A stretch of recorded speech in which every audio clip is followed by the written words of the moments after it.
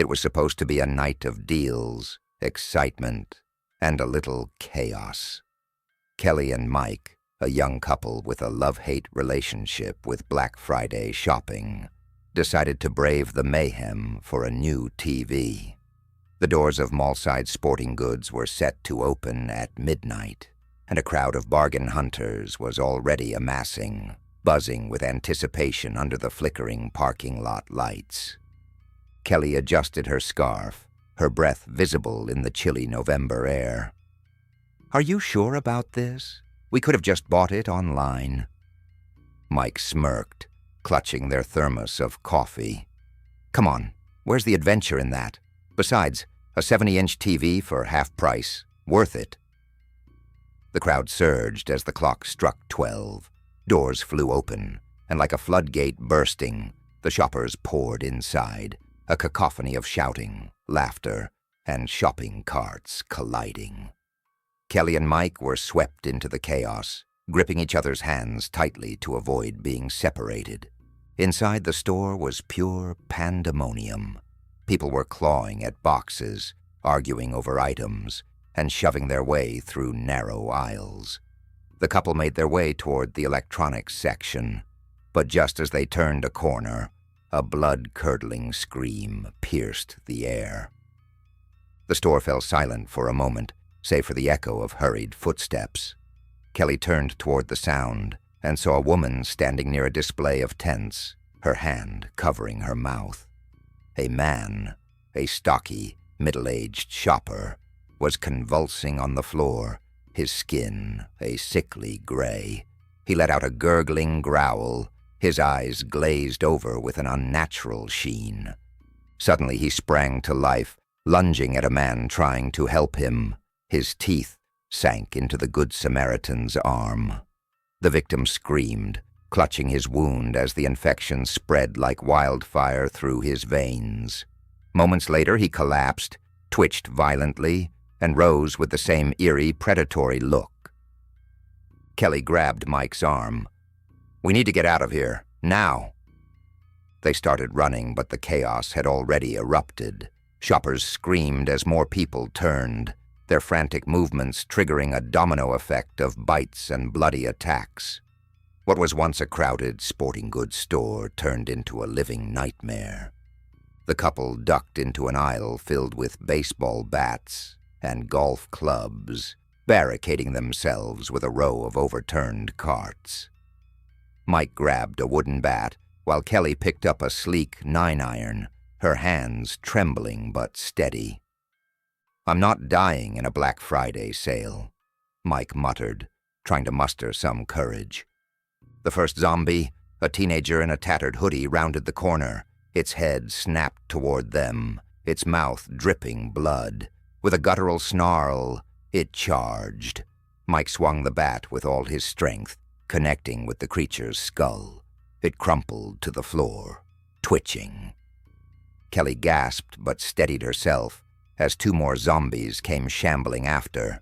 She swung her 9-iron like she was on a putting green, cracking one of them in the jaw. "We need to get to the exit."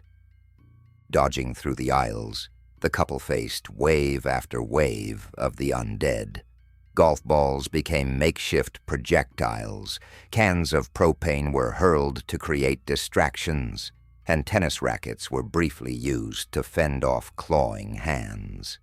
They worked together, fear fueling their teamwork. The store was now a blood-soaked battlefield. The shelves were toppled, aisles blocked by fallen bodies, both human and zombie. Every scream, every moan, every crash of breaking glass added to the nightmarish din. They reached the camping section, where tents and lanterns were scattered among panicked survivors. A young woman threw a knife at a pursuing zombie, her aim true. "The emergency exit!" she shouted, pointing. Mike and Kelly joined a small group sprinting toward the glowing red sign, fighting off attackers as they went. But as they approached, they realized the horde had already gathered outside the exit. The zombies pressed against the glass doors, their grotesque faces smearing the surface. "We're trapped," Kelly whispered, her voice breaking. "Not yet." Mike pointed toward an employee-only door marked Roof Access. "Upstairs. We can climb down." The group burst through the door, ascending a narrow staircase. On the roof, the cold night air hit them like a slap. Below, the horde swarmed, their moans rising in a crescendo of hunger. Flashing lights from police cars and fire trucks illuminated the chaos spilling out of the mall and into the surrounding streets. Kelly scanned the edge of the roof. "There! A fire escape!" The group made their way toward it, but the noise had attracted attention. Zombies began clawing their way up the side of the building, their hands gripping pipes and ledges with terrifying determination. "Go! Go! Go!" Mike shouted, helping Kelly onto the ladder first. One by one they climbed down as the horde closed in. A zombie grabbed Kelly's ankle, but she kicked it hard, its grip loosening as it plummeted to the ground. Mike swung his bat at another, knocking it off the ladder. Finally, they reached the alley below. Sirens wailed in the distance, but the streets were teeming with zombies. The group ran toward an abandoned SUV, its doors mercifully unlocked. Mike hotwired it, while Kelly and the others held off the approaching undead with whatever weapons they could find. The engine roared to life, and they sped off, plowing through clusters of zombies as they made their way out of the city. The mall receded in the rearview mirror, its once bright lights flickering ominously. Hours later, they pulled over on an empty stretch of highway, their faces pale and their clothes stained with blood. The radio crackled with emergency broadcasts, warning of the outbreak spreading nationwide. Kelly leaned her head against the window, exhausted but alive. "What now?" Mike tightened his grip on the steering wheel. "We keep moving. Stay alive." In the distance, a horde appeared on the horizon, shambling toward them under the pale light of the moon. Kelly and Mike exchanged a look, their weapons ready. Black Friday had turned into a fight for survival, and the deals were the last thing on anyone's mind.